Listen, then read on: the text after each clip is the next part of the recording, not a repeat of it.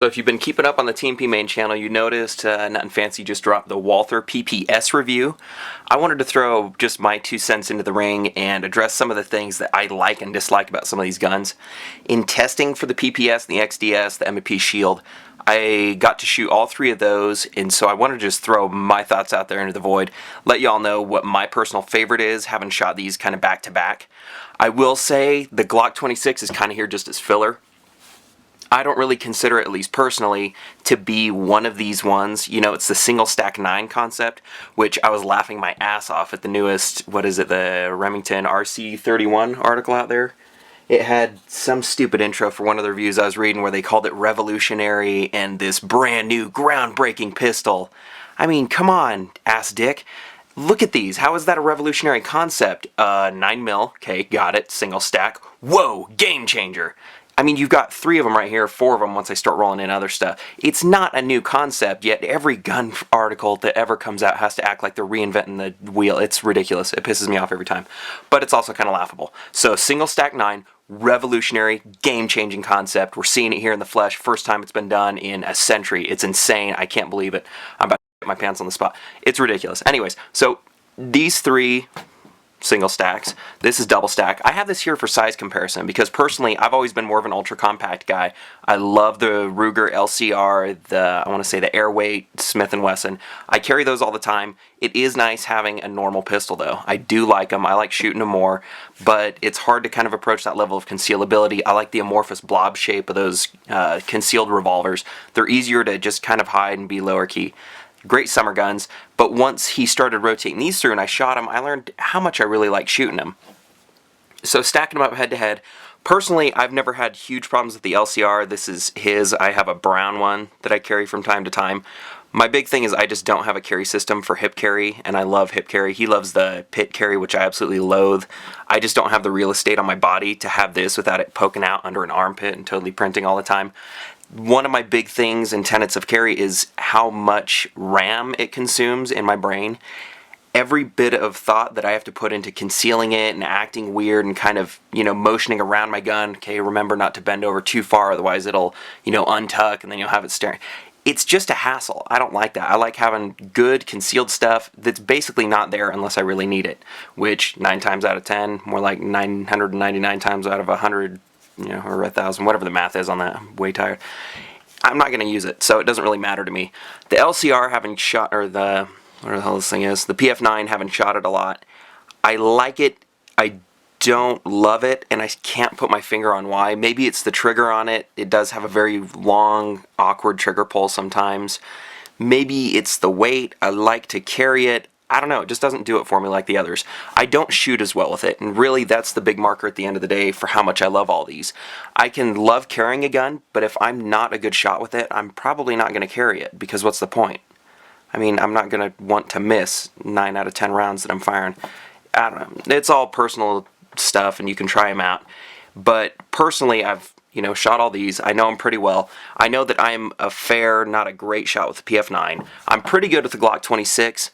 I don't carry this in hip carry as much as I probably should. This is my, like, going out and running and jogging gun. This is the just all-time, every day I can depend on it. I know I shoot well with it. Night, wet, hot, cold, doesn't matter. It's my go-to. If I absolutely have to carry something and I want to depend on it, feel good about it, I'll probably be carrying the Glock 26.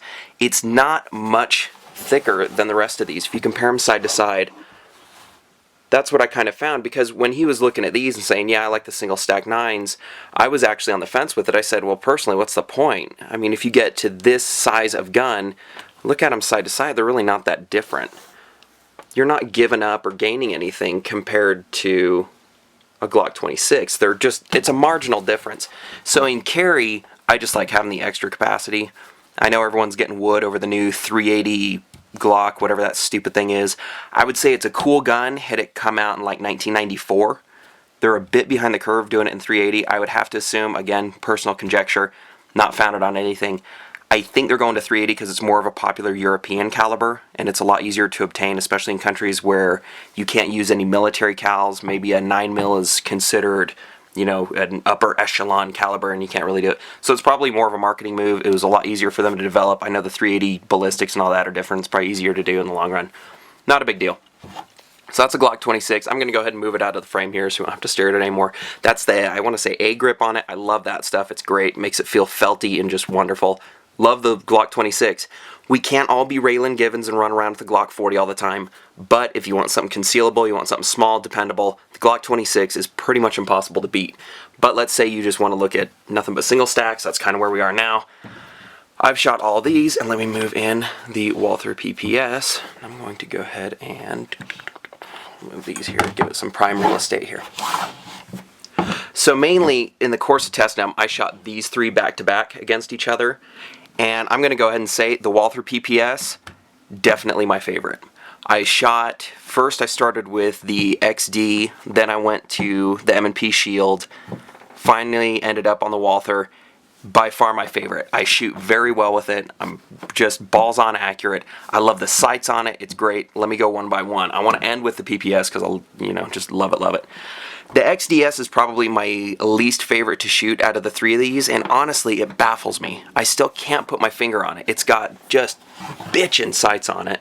Great sights, awesome. I mean, the grip safety, whatever. I'm not horse-drawn cavalry. Doesn't really matter to me. The trigger on it's not bad at all. It's probably better than the Shields. I just love the feel of it. It's got that same Glock blade on it. Love everything about it except for the length. If you look at it in my hand, I kind of have this awkward, the pinky hang, and you can get the extended grip on it, but their extended comes down a bit further. This is one of those things I honestly can't put my finger on. I know that when I shoot it, I'm pretty good with it. I'm not terrible. I'm still making all my stuff, and it's, within an acceptable margin of error for my personal accuracy. But I just don't like it as much.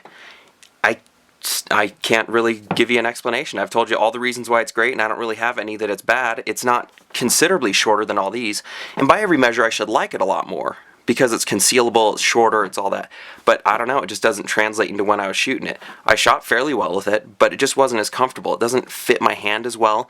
Maybe it's because it's a little bit skinnier. It's got kind of, the lack of these big old fat palm swells these do. Over time I've come to like them, especially after my hand injury. I busted it right through here. So I've become a lot more sensitive to the recoil pressure, and I've really come to love these palm swells on them. Just makes it a lot more comfortable for me. So the XDS, it's awesome, or XD9, whatever you want to call it, I always forget. Great gun, awesome. If you love it, rock on. You're going to be balls on with it. It's a great gun. Awesome, I don't know, just not for me. Kind of like blondes, I get why other people love them, and there's a lure there, but it just doesn't feel right. So next up, M&P Shield. I like it. The only reason I don't really carry it all the time is because the PPS eclipses it for me. And it's really confusing to me that a design that's a bit older like the PPS has been around for a lot longer compared to a new one like the Shield, I just don't like. I would think newest and shiniest I'd instantly gravitate to, but not so on this. This has this traction material, I forget what brand this is of it, but it is pretty good. I do like it. It's an awesome gun. It's great. It's got your standard M&P trigger on it. What's odd is I do prefer the trigger on the M&P 9s, just the full-sized, normal frame carry. I'm blanking on all these names because I didn't really do all my notes for this one. I don't know. The trigger seems different. I don't know if it's a pull thing. I forget the pull values for them, the pounds on it. I just don't like the M&P 9 as much as the PPS. It's got a bunch of great features. You still have this safety thing. Not a big deal. A lot of guys freak out about it and say, well, I never carry it with a safety, blah, blah, blah. I carry PPK all the time. It's got a safety, and I've never had any problems with that. This is pretty low profile. It's not going to get in your way. It doesn't seem... I've carried it a bit, and it's never inadvertently activated on me. I've checked it at the end of the day, too, to see it's got a lot of stiff stuff in there. I don't worry about it. If you want to carry safety off, rock on, carry safety off. Get a good holster for it. Another point that I did forget to throw up earlier, I've found that between these holsters, a lot of these ones we're getting, this is what is this? X-Fox, whatever. Anyways, all these kind of crossbreed style holsters, they tend to fit, whether it's intentional or not, a lot of these guns. The XDS, I know, I've been using the same holster for both these guns. I love that. It's cost effective for me, especially because I hate having to, we have all these cool guns that'll kind of migrate through the project. Part of the testing is carrying it, you have it around, you kind of get to use it, throw mileage on it. I can't do that because almost always he gets the shoulder carry system and I'm stuck buying my own ones. I hate paying like 80 bucks for a leather holster that I'm only going to use for a couple months and then have to get rid of. So for now, I've been able to just kind of migrate these. I want to say, well, maybe it's not. Maybe this is just the Glock one. Yeah, the Glock's a little too thick for it, so yeah, I don't know why that's there. But yeah, You have a lot of great stuff on the M&P. I do like the bullet mag release, or whatever this. So you got a lot of great stuff on the M&P. I do like the mag release on it, but I will say for concealed carry, I'm really starting to love this paddle release as seen on the PPQ. When we first had it around, I didn't really like it as much. It's taken me a lot of time to really begin to love it. Love the PPQ, it's fantastic. I wish I could carry it more often. It's just a great, comfortable, well-shooting gun. It's got the same kind of sights as the PPS, if you look at those. When I use them, I don't have a lot of gap between them, which I love. I have noticed the XD9, I always want to call it the XDS, XD9, whatever it is. The XD, it does have a little bit of gap in there, not as bad, but it's more than made up for by that awesome front reticle I already showed you. Great sights. The M&P sights are just fine. I probably wouldn't change them out that much. I personally don't really care for the whole tritium thing. I do have them on the Glock 26, but I don't know, maybe it's part of the old school identify what you're shooting at thing. We've shot at night a whole lot too, and having shot normal ones and tritiums, I don't notice a huge enough difference to where I'm going to shell out the money and time and having to re-zero it. I just like them working. So yeah, M&P, rock on. Great gun. All these are fantastic. I really can't complain about any of them. It just comes down to a matter of preference, which is why I'm doing this video. It kind of shortens up the time that I would normally spend, answering each and every one of you in the comments, which I've been terrible about responding to everything. Anyway, so let's talk about what I love about the PPS. First off, I love the shape. I love the just slim design of it. The sights of it are just near perfect for me. They don't have any inserts, but there's not a lot of gap up here. It's a very comfortable one to shoot. Again, the biggest thing that determines how much I like a gun is how well I shoot with it. Can't really find the palm swell. He put that somewhere. I still got to look through it. Part of our problem when we migrate guns is that we have differing systems of organization. He has like a whole thing of where to put it, and he has slots for everything, and they're labeled. I have pretty much just a bucket that I throw everything into, and then I rely on my mind to remember what kind of stuff I throw into the bucket. I think my system's more time efficient, but whatever. He's always nagging me about it. So I got to find that. It does make it a lot more comfortable. Remember, I got that little fracture back here. It's still healing up. I got like a callus that's been coming down.